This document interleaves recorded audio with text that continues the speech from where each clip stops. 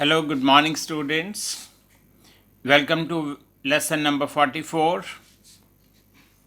In today's lesson, we are going to start with Ampere's rule. We'll also see the proof of Ampere's rule, and we shall use this Ampere's rule to find the magnetic field outside and inside a wire. And then we are going to see applications of the formulas that we have learned earlier, namely magnetic field due to a circular coil at its center. What was the formula? Mu naught I n divided by 2r. Then we learned the formula for the magnetic field on the axis of a circular coil, that was mu naught I a square n divided by 2 times of a square plus x square raised to 3 by 2. So these things you already know. My dear students,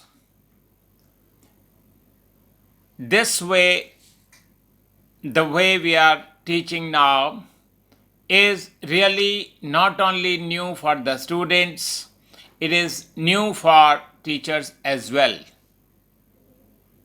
So it will take some time for you to cope up with this way, the new normal way of learning things. Many students, they telephone and they try to discuss how best to handle these things. Dear students, discipline is one of the most important things in life. It is not related to physics or maths, it is related with our lives. So every day, if we are not making notes, you already have the PDFs with you. You must write those things down in your register properly. Go through the video then, keeping your notes by the side. And if there are some problems, you're always free to contact us and we'll try and find out how best to address those problems. So, without talking much on this, let us begin with the first question today, which is state Ampere's rule. Students, this is just like the Gauss's theorem. May I remind you that in Gauss's theorem we talk about a surface integral E dot ds. We talk about the electrical flux integral E dot ds, and we said that was equal to 1 over epsilon naught times the total charge enclosed in it. Today, when we are learning the Ampere's rule, things are almost similar. What does the Ampere rule tell us? It states that the line integral of the magnetic field, over a closed path is always equal to mu naught times the total current enclosed in it. जितना total current उस close path से पास करेगा, that will be this current. So it's not really difficult कि Ampere's rule लगाना किसी भी situation में लगाएंगे हम बहुत सारी सिचुएशंस में. क्या है? Integral B dot D L is equal to mu naught multiplied by total current passing through it. It is so simple. Now let us begin with the next question. ये है derive expression for the magnetic field at a point P r units away from a long straight wire. Student, this is a 3-mark question. So let us begin now. सबसे पहले we have considered a horizontal plane. इस horizontal plane में we have shown that there is a wire I carrying current I. Now we have drawn a circle of radius r passing through that point P. We are getting ready to apply Ampere's rule. तो यहाँ पे हमने एक छोटा सा element ले लिया call dl. यहीं पे हमें डायरेक्शन ऑफ मैग्नेटिक फील्ड बतानी है. आई होप यू रिमेंबर कि हम right hand thumb rule use करते हैं to find the direction of the magnetic field. You can see कि ये जो एलिमेंट dl है और ये जो मैग्नेटिक फील्ड है ये सेम डायरेक्शन में हैं and therefore the angle is 0 and therefore cos theta की वैल्यू is 1. अब हमने कहना है कि by Ampere's rule we know that integral b dot dl is equal to mu naught multiplied by I. b dot dl को expand कर लीजिए, वो होता bl into dl into cos theta and यहाँ पे cos theta की value will be 1. Mu naught into वो current कितना है which is passing through this close path, that current is capital I.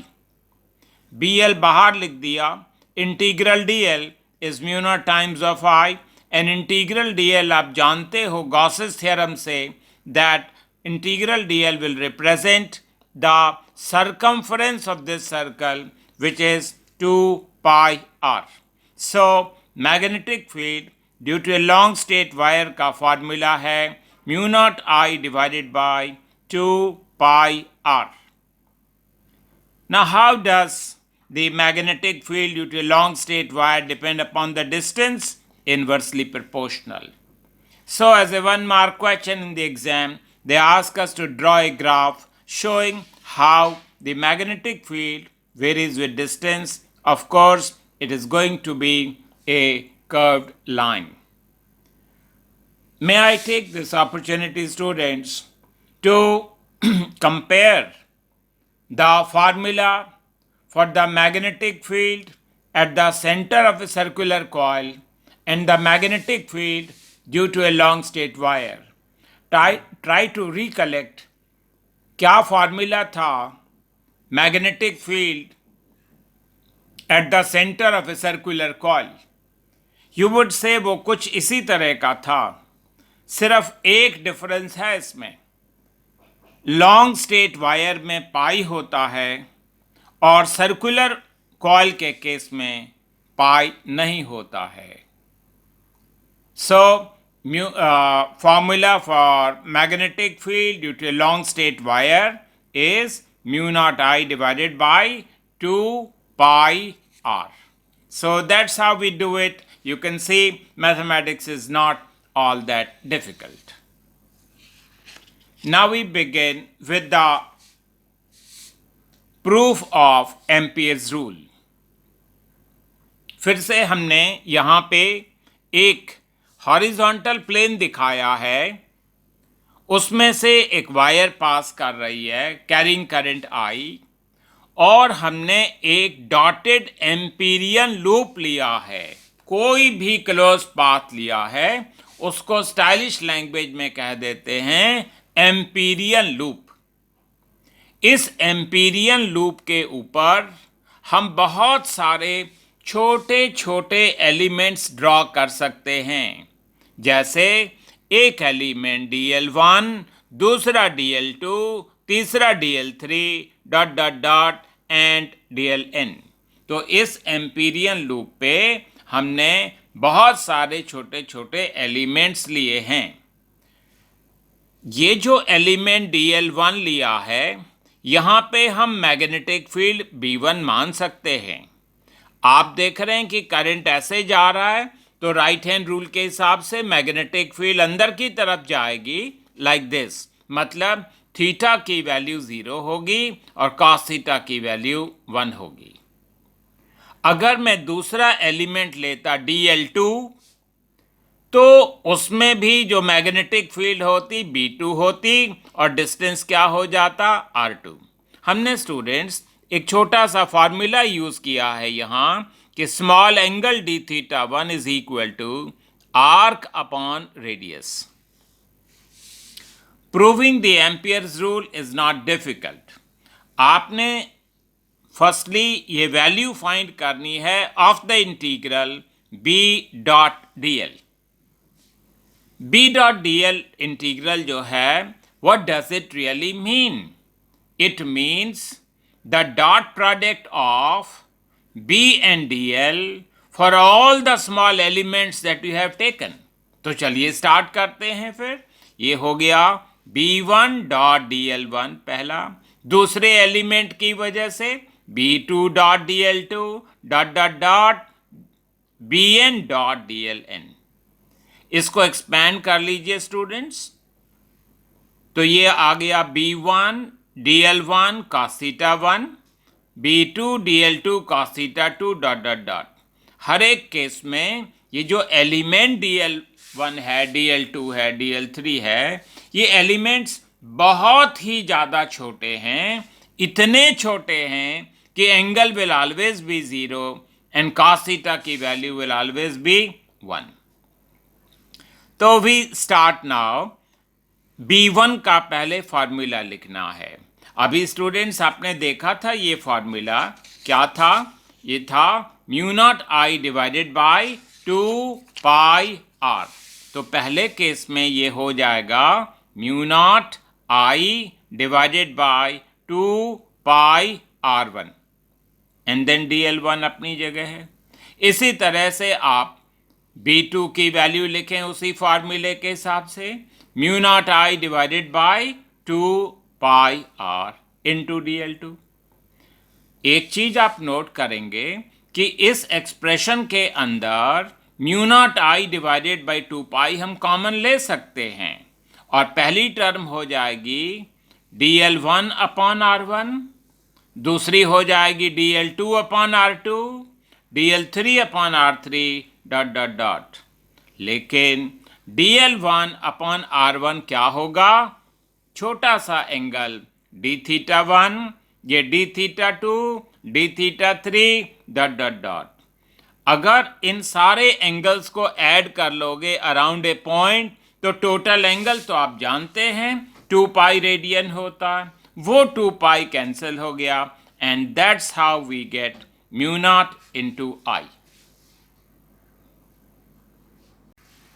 Okay, let's start with the another important question. ये है find the magnetic field outside a current carrying wire।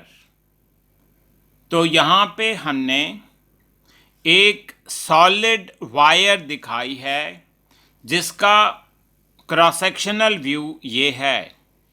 तो the wire is like this. इसका cross sectional view दिखाया है जिसका radius कितना है r और उस वायर में से एक करंट पास कर रहा है capital I। The question we are discussing is कि हम मैग्नेटिक फील्ड निकालना चाहते हैं एट द पॉइंट P जो कि r0 यूनिट्स अवे है फ्रॉम द सेंटर। तो स्टूडेंट्स आपको थोड़ा थोड़ा गॉसेस थ्योरम के बारे में याद आ रहा होगा। तो यहाँ पे हम एग्जैक्टली सेम प्रोसीजर अडॉप्ट करते हैं। क्या? हम पहले एक एम्पीरियन क्लोज्ड लूप्स लेते हैं। ये हमने एक क्लोज्ड पाथ ले लिया जिसका रेडियस कितना है r0 और उस पे एक छोटा सा एलिमेंट लिया कॉल्ड dl। इस वायर की वजह से जो मैग्नेटिक फील्ड है दिल पॉइंट दिस वे, तो उसकी जो डायरेक्शन है वो मार्क कर दी।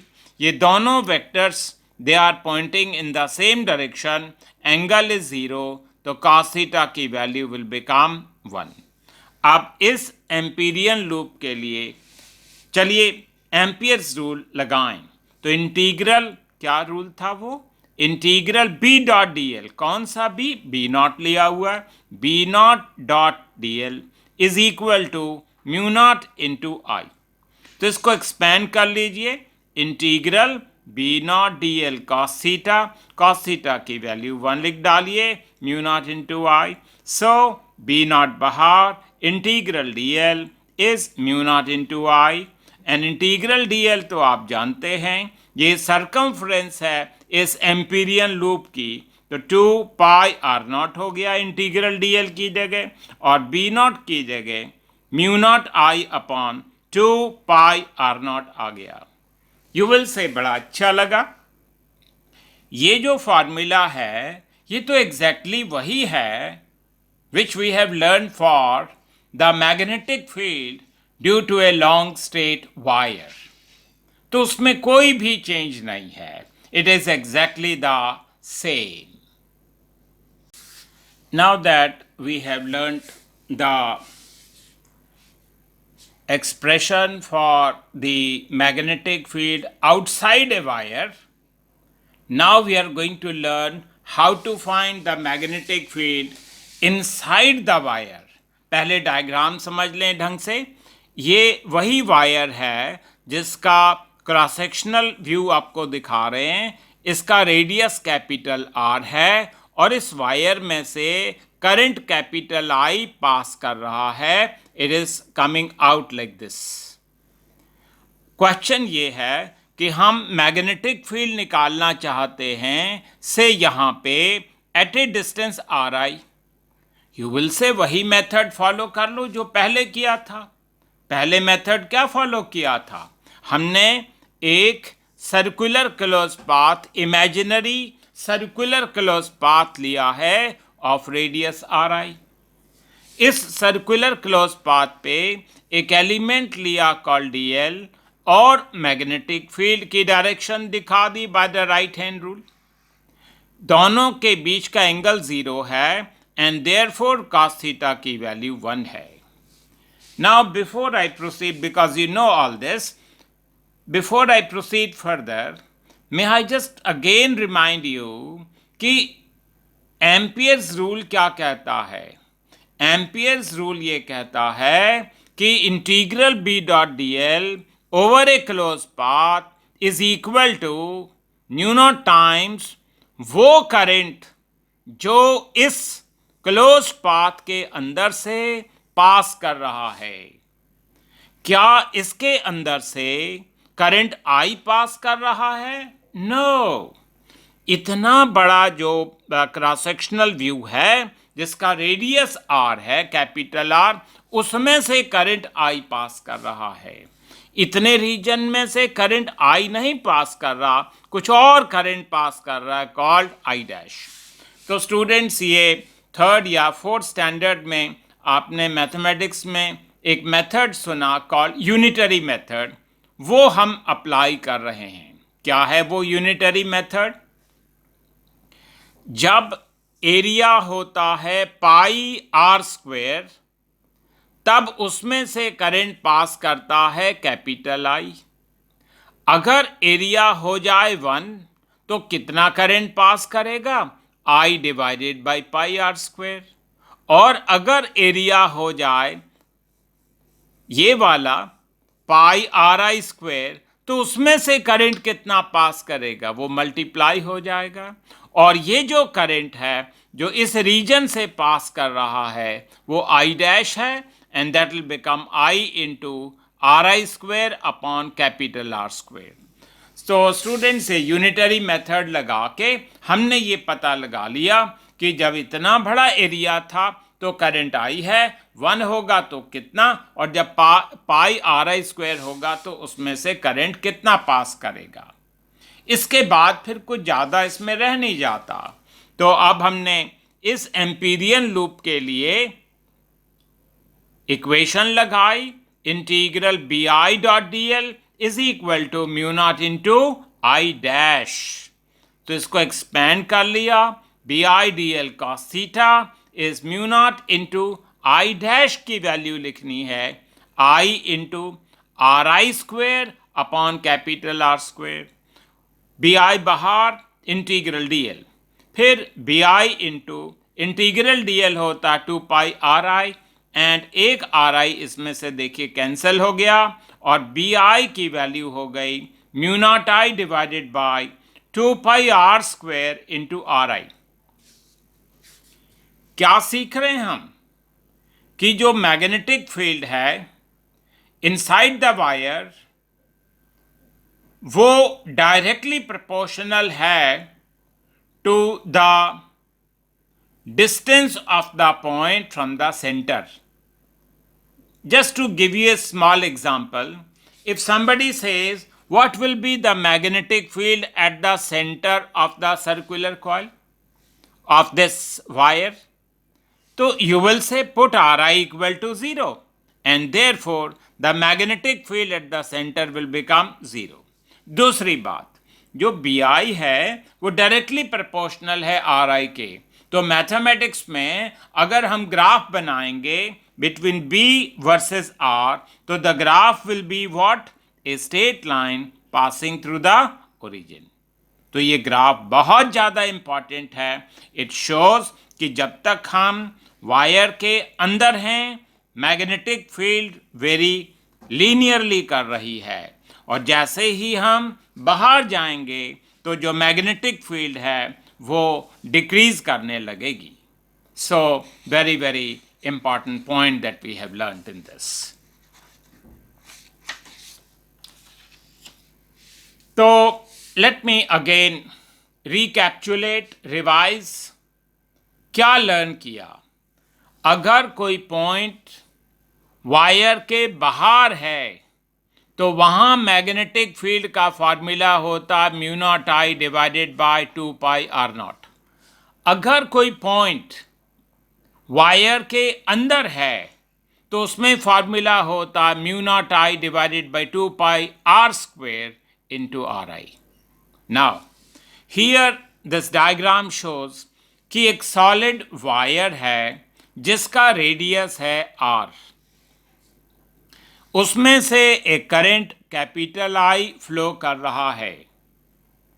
ही सेज एक पॉइंट P है outside the wire at a distance r/2 और एक पॉइंट Q अंदर है that is at a distance r/2 from the surface. Dear students, जो ये पॉइंट्स हैं इनके डिस्टेंसेस सरफेस से नहीं नापे जाते। All distances are always measured कहाँ से? From the axis of the wire. तो बहुत सिंपल हुई बात कि magnetic distance of the point Q from the axis is r/2 and distance of the point P from the axis is 3r divided by 2। r/2 r/2 r/2 3r/2। अब क्या निकालना क्या है इस क्वेश्चन में? Magnetic field at the point P divided by magnetic field at the point Q। तो चलिए start करें फॉर्मूला लगाना। Magnetic field at the point P, पहले ये पॉइंट P कहाँ पे है? इट लाइज कहाँ पे? Outside the wire. Therefore we use the formula mu naught I divided by 2 pi into वो डिस्टेंस कितना? 3r/2। उसके बाद magnetic field at the point Q लिखना है। तो ये पॉइंट Q कहाँ पे है? ये पॉइंट अंदर है।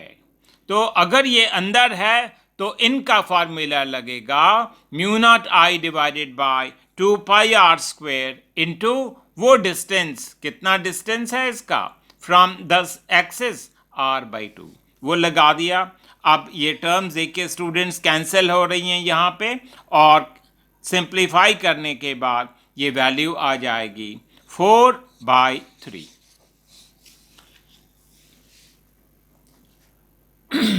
Now these questions that we are learning now, they are normally for 1 or 2 mark at the most. बहुत सिंपल क्वेश्चंस हैं ये। क्वेश्चन ये है, find the magnetic field at the point P and also find the magnetic field at the point Q. दो अलग अलग questions हैं.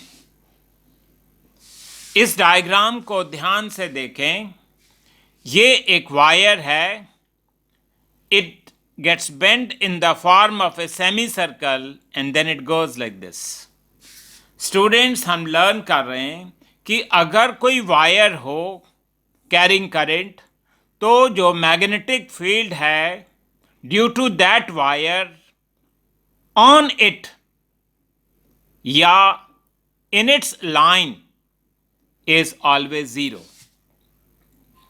जैसे मान लिया ये एक लॉन्ग स्ट्रेट वायर है carrying a current I. Magnetic field यहां पे भी जीरो होगी, यहां पे भी जीरो होगी, यहां पे भी जीरो होगी, और अगर मैं पूछूं यहां पे कितनी होगी, यू विल से ये point is lying in the line of this, इसलिए यहां भी जीरो होगी. ठीक है. तो magnetic field on the wire या in the line of the wire due to that wire is zero. तो अब देखिए, magnetic field at the point P होगी किस किस की वजह से? एक तो लॉन्ग स्ट्रेट वायर की वजह से, और दूसरा सेमी सर्कुलर वायर की वजह से कैरिंग करंट. ये तो क्लियर हो गया दैट जो मैग्नेटिक फील्ड है due to the long straight wire at the point P will be zero.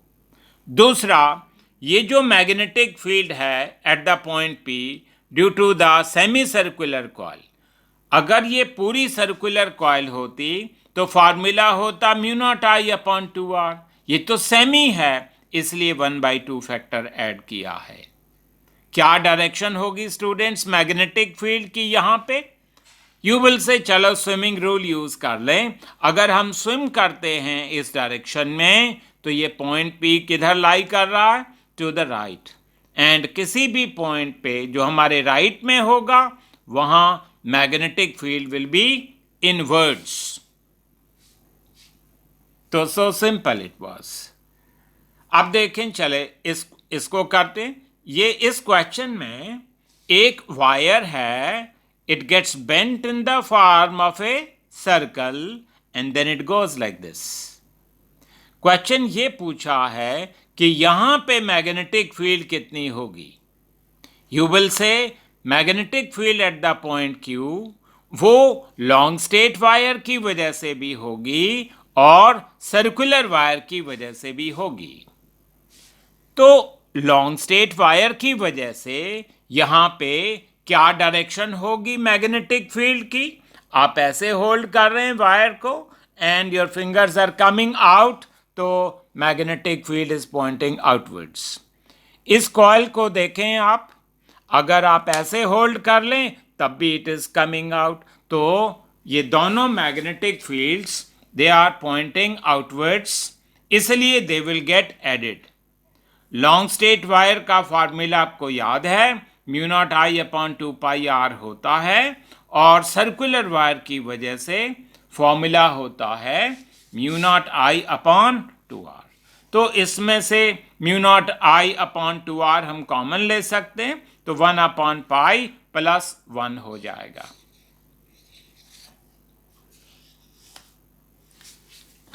Now students, this question had been asked in the board exam.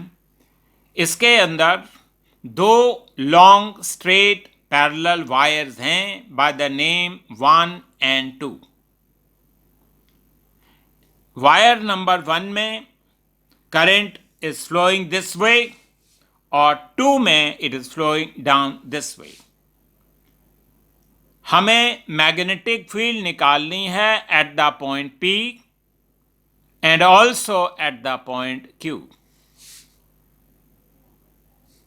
Diagram में दिखाई दे रहा है that the point P lies r units away from the first, r units away from the second.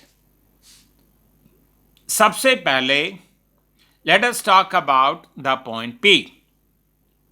यहां पे magnetic field clearly wire number 1 की वजह से भी होगी और 2 की वजह से भी होगी। अगर हम वायर नंबर 1 को लेते हैं, क्या डायरेक्शन होगी मैग्नेटिक फील्ड की? आप अगर स्विम कर रहे हैं इस डायरेक्शन में, तो ये पॉइंट आपके राइट में है, इसलिए magnetic field will be inwards. अगर आप स्विम करते हो इस डायरेक्शन में, तो ये पॉइंट फिर आपके राइट में पड़ गया, इसलिए magnetic field will be inwards. तो इससे हमने सीखा कि जो मैग्नेटिक फील्ड है, दोनों magnetic field due to wire 1 and wire 2, क्योंकि they are pointing in the same direction, इसलिए दे विल गेट एडेड। तो BP1 का क्या मतलब है? Magnetic field at the point P due to wire number 1। BP2 का क्या मतलब है? Magnetic field at the point P due to wire number 2। Formula लगा दिया, mu naught I upon 2 pi R, mu naught I upon 2 pi R, they get added. और जो resultant magnetic field है, it is pointing अंदर को inwards. अब चलें start करें finding out the magnetic field at the point Q। तो logic वही है, 1 की वजह से भी होगा और 2 की वजह से भी होगा। अगर हम स्विम करते हैं इस डायरेक्शन में, तो ये पॉइंट Q हमारे राइट में है, इसलिए ये magnetic field is shown inwards. अगर हम इस डायरेक्शन से स्विम करते हैं ऐसे, तो उस केस में ये पॉइंट हमारे राइट में नहीं पड़ रहा, लेफ्ट में पड़ रहा है, इसलिए इट इज पॉइंटिंग आउटवर्ड। अब स्टूडेंट्स, हम वो रूल यूज कर रहे हैं कि जो वेक्टर इज पॉइंटिंग आउटवर्ड, ऊपर को है, वो पॉजिटिव है, जो अंदर जा रहा है वो नेगेटिव है, इसलिए रिजल्टेंट मैग्नेटिक फील्ड होगा BQ2 माइनस BQ1। BQ2 का क्या मतलब है? मैग्नेटिक फील्ड यहां पे ड्यू टू 2, तो mu naught I upon 2 pi R. और BQ1 का क्या मतलब है? यहां पे मैग्नेटिक फील्ड इस वायर की वजह से, तो यहां फॉर्मूला वही लगा, mu naught I upon 2 pi R, कितना? 3R। इसमें से हमने mu naught I upon 2 pi R common ले लिया, 1 माइनस 1/3 आ गया अंदर, ये 2/3 आ गया। अब ये आंसर देखिए पॉजिटिव आया। इस पॉजिटिव का क्या मीनिंग है? कि जो मैग्नेटिक फील्ड है वो अपवर्ड्स होगी, आउटवर्ड्स होगी from the plane of the paper. अगर ये आंसर माइनस आ जाता, तो इसका मतलब it would have pointed inwards. So, this is all for today, students. Please do not get worried. आप हर रोज जो आपको लेसन प्रोवाइड कर रहे हैं, आप अपनी नोटबुक में PDF को देख के पहले खुद उसको लिखें, उसके बाद जो वीडियो आपको देते हैं, then you watch the video with your notebook at your side, and if you have any problem, I'll be too happy to resolve it. Thank you very much.